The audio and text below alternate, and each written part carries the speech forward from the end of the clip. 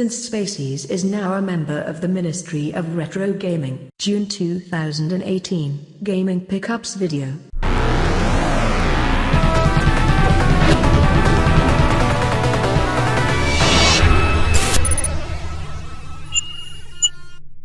Since Spacies.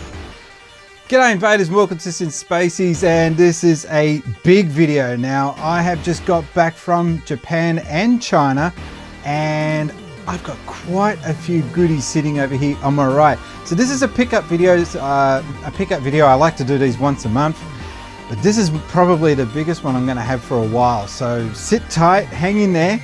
I've got a lot to get through. So just before I continue on, just let you know that I spent about 4 or 5 days in Japan. I will do a video coming up on that trip. I'm going to be doing a top 10 tips for Japan. So anyone that's about to head over to the land of the rising yen, that's probably a video you should be looking out for. So there's some good tips just to get you by without any sort of embarrassing hiccups, and also maybe just to make your travel a little easier. But you're here for the games, so let's get straight to it, shall we? So we're going to start off with Animal Crossing. Now this is Happy Home Designer Guide. And it is immense. This book is at least 800 pages thick.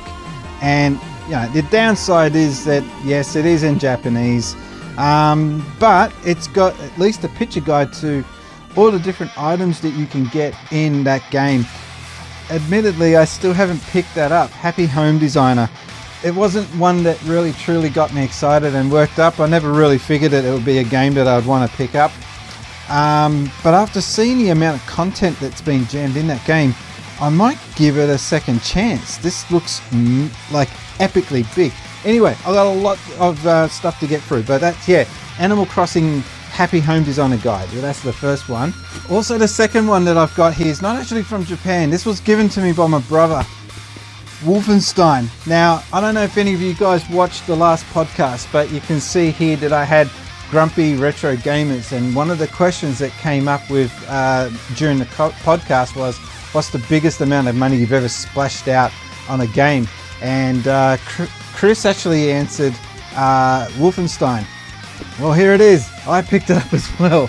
I don't think I paid quite as much as he did for it though. Sorry Chris. But yeah, 47 bucks. It is PC. It wasn't, my brother, when he picked it up, he made a mistake. He thought he was getting the Xbox version. He didn't spot the PC logo, but that's okay because I could play it on my PC just as well. I'm going to open it up though because you have to see this. Okay, so I've got it open and oh my god, it comes with an action figure. So there's the game up there in the top right, but look at the action figure. He comes with a little jacket for, you know, change of clothes, change of scene.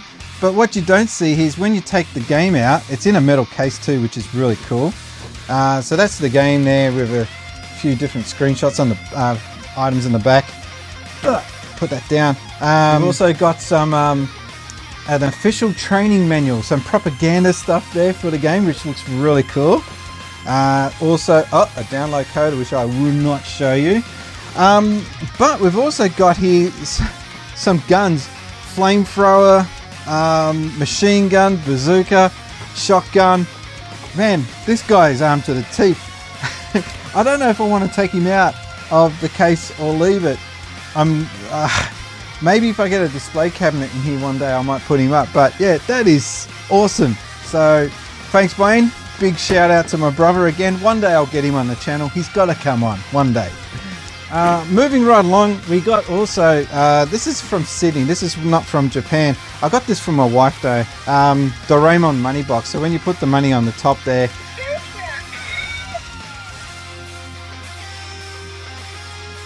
and he takes the money. Yeah, I know, silly little gimmick, but my wife likes Doraemon so much. So I bought that for her. So that's not a pickup for me. That was a pickup for my wife. That's the story. I'm sticking to it. Okay, so now we get into the slightly more exciting stuff. Okay, so anyone that watches my channel long enough will know that I love Book Off. Book Off is a store in Japan, and they sell secondhand retro stuff. They sell secondhand comics, books, and also video games. Now, this is a Nintendo 64 classic, The Legend of Zelda Ocarina of Time. In its complete in box, I'm just like gobsmacked that I can get my hands on something like this. I played it on the Wii U through emulation, but it's good to be able to at least get my hands on the original. So there it is, Ocarina of Time box. Also, when you speak of classics with Super Nintendo, you can't help but notice that a lot of people talk on about Earthbound. So here's Mother 2, the Japanese version of Earthbound. I didn't pay anywhere near as much as you see online. That's about $35 or $40. That's Earthbound complete in box. It is in Japanese though, so if your Japanese is really cool, if you're good at understanding Japanese, that's good for you. It's more of a collector thing. I have got Earthbound on the Wii U via emulation. I have not got the original. I'm not going to pay the amounts that they're charging for online on eBay. It's quite disturbing what they're charging. Moving right along. When you're speaking of classics, you have to mention The Legend of Zelda, and this is Link to the Past.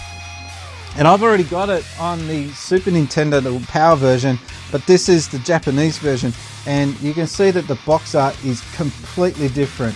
And I'm just stoked to be able to find this in the wild, and looking forward to playing the Japanese version to see if there's any differences with this version or the Western one. We also got another Nintendo 64 classic, and that is Banjo Kazooie, complete in box Japan version. I'm not sure if it was as big in Japan as it was in the West. In the West, we absolutely, screamed nothing but awesome stuff about this game. But I just don't know if they got onto it as much in Japan as we did here in the West. But anyway, Banjo Kazooie on Nintendo 64 complete in box, and that was only about like $12. It's insane. It's all Nintendo here today. I didn't really get to see much in the way of Sega items there. I did see a Sega Saturn Mega Man sitting there, and I was tempted to get it, but I had limited space, so I can only really get so much. So I had to really prioritize what I was buying. But I saw Luigi Mansion on the Gamecube, and I'm really trying to bolster up my Gamecube collection, and so I couldn't resist getting this. So yeah, Luigi Mansion on the Gamecube. Can't wait to play that. Another Super Nintendo title. This time we've got Picross on the Super Nintendo. Not an overly exciting game, but I don't know, I just couldn't resist that box art. Look at that, this is just awesome. It's got Mario, pixelated. I just saw it and I thought, yeah, I gotta get that. And it was $7. Like 500 yen. That's yeah. Gotta go to Japan, folks. It's just awesome. And then we got Biohazard for the Gamecube, which is Resident Evil, if you don't know. Again, 500 yen, complete in box. I don't know what else to say. I haven't got to play this one before, so this is going to be interesting, and in Japanese text. I'll see how I go. Another Gamecube game. This time we got Nintendo Gamecube version of Tales of Symphonia. Again, only 500 yen. It is fairly heavy, actually. It's got a fairly thick menu in there.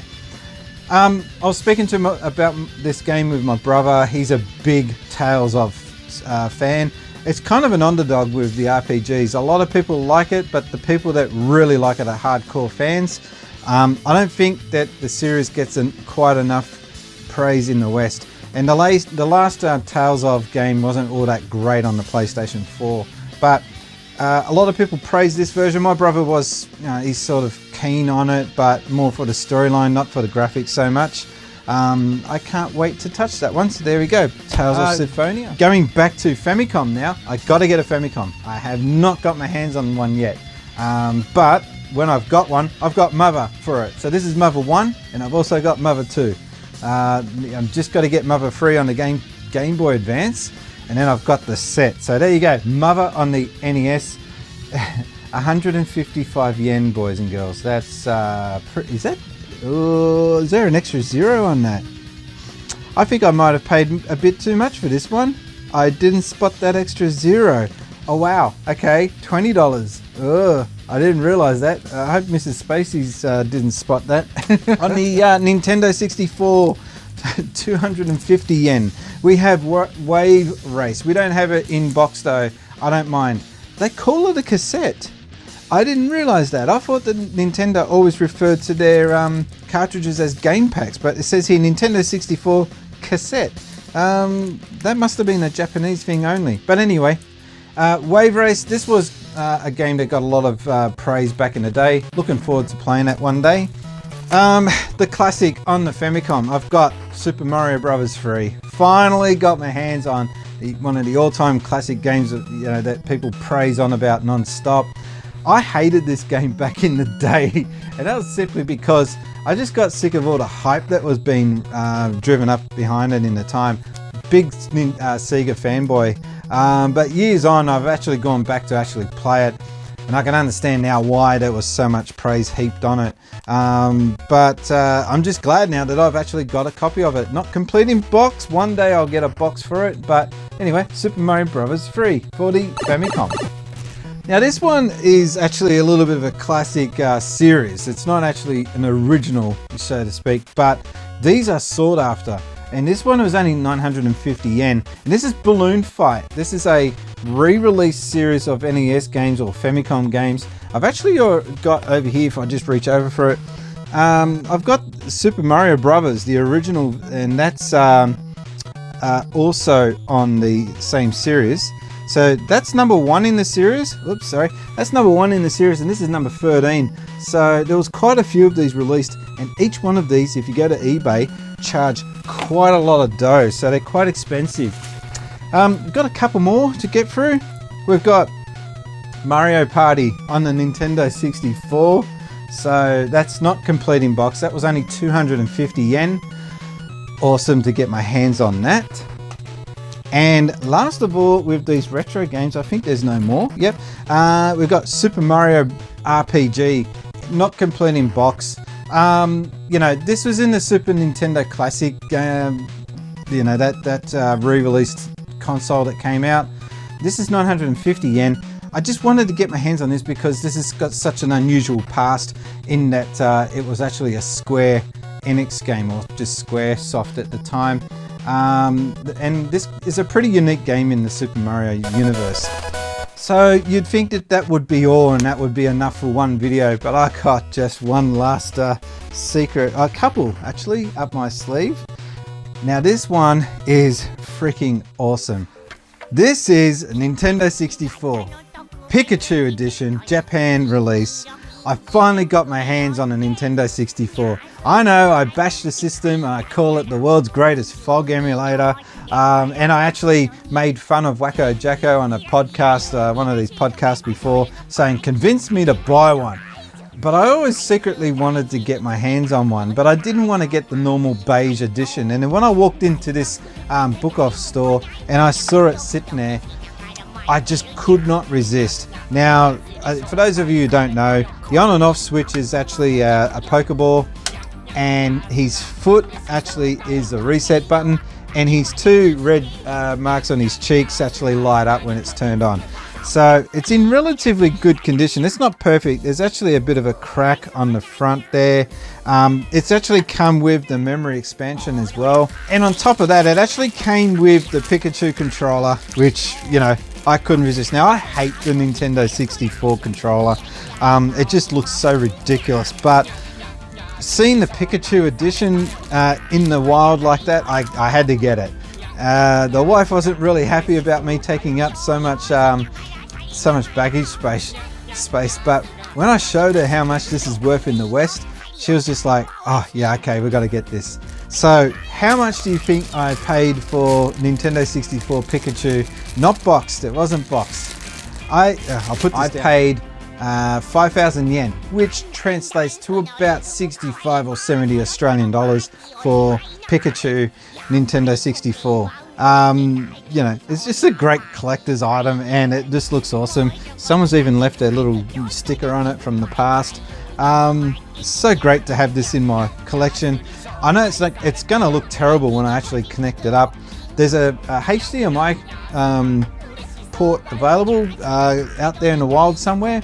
I'm going to look at trying to see if I can get that done to this. But yeah, there you are. Oh no, his eye's cracked. Oh no, poor Pikachu's all scratched up.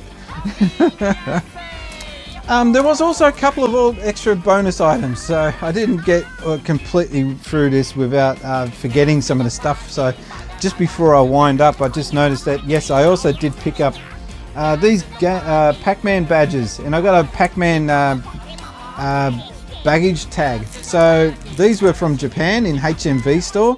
That was really cool. Also before I came before I left for Japan, I finally got my hands on Super Mario Color Splash. I've been eyeing this off for ages, and I finally got my hands on it. Reduced, it is pre-owned. It was reduced down to 36 bucks. Couldn't wait to get my hands on it, and here it is. So again, I'm trying to bolster up that Wii U collection because I know that those titles are going to be worth a fortune because they're going to be hard to get. They're going to be rare, I think. And two last pickups, and from of all places, these actually came from China. Now China had a 13-year, I think it was about 13 years, a 13-year game ban. You were not allowed to buy you were not allowed to buy console games, I should say, in Japan. They were banned because the Chinese government, they saw video games as being a waste of time and an unnecessary distraction for kids. And that's a huge setback for that country and getting any sort of momentum with gaming culture.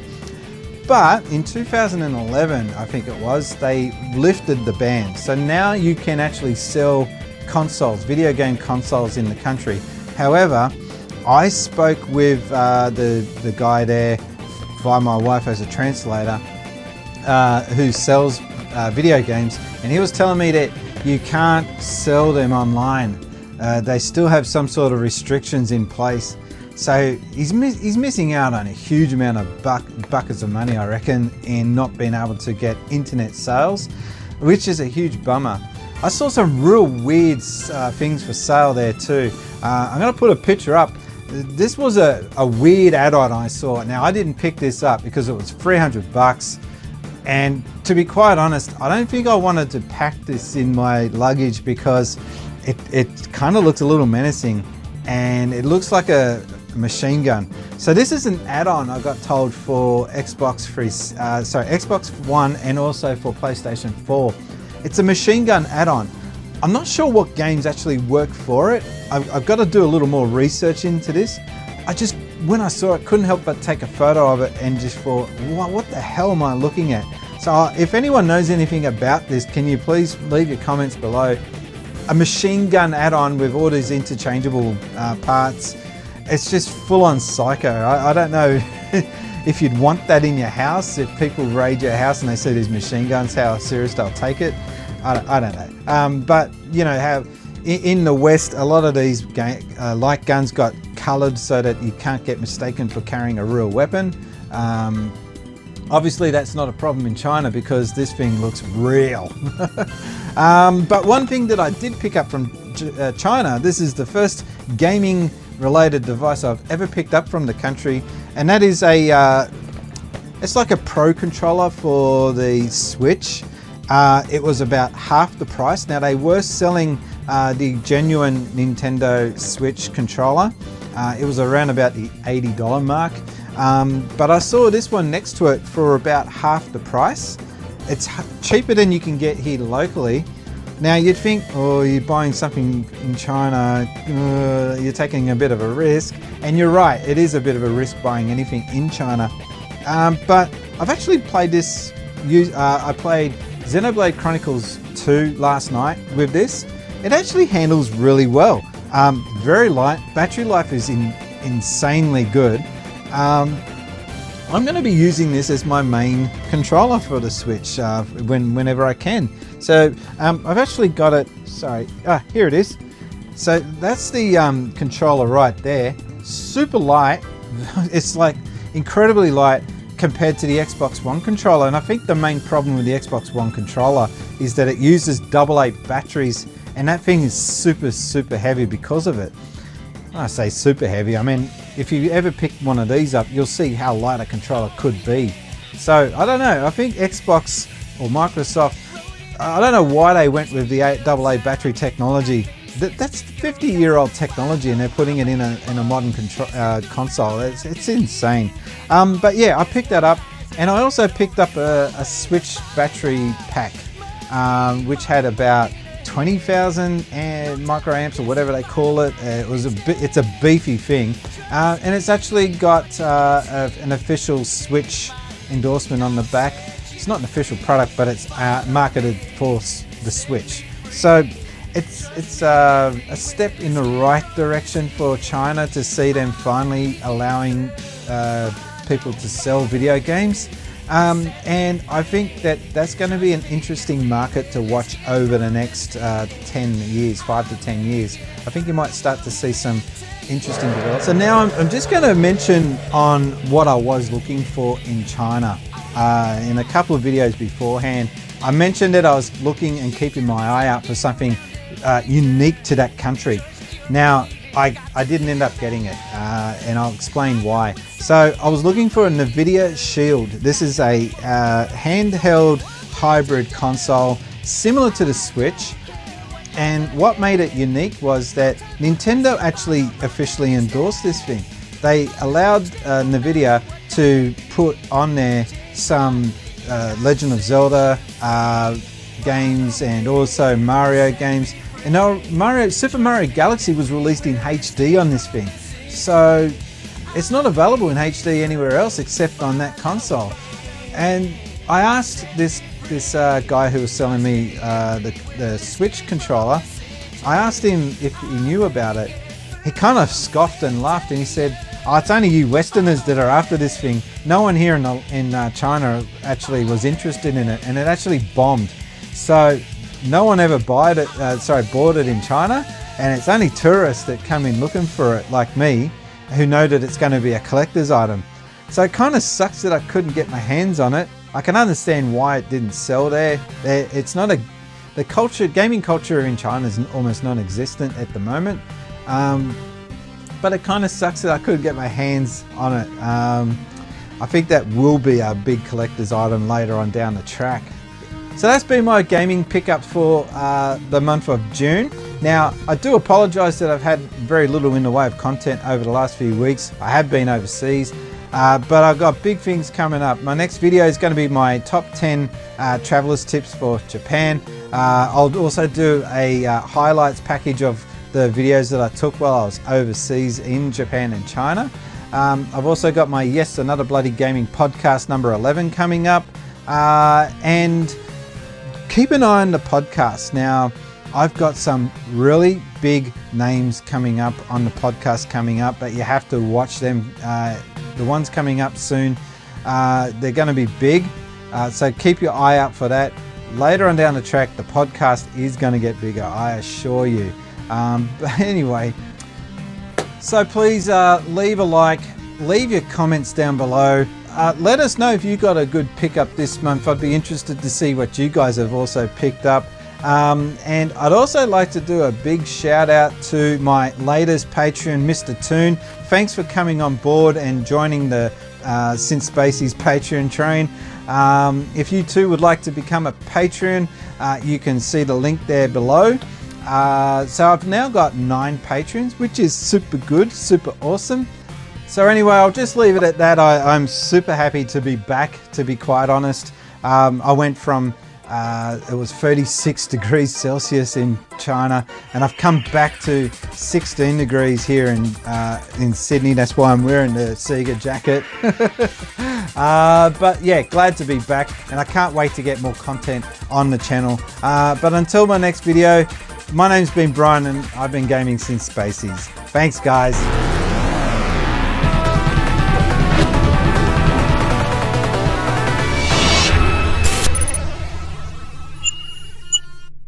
Since Spacies.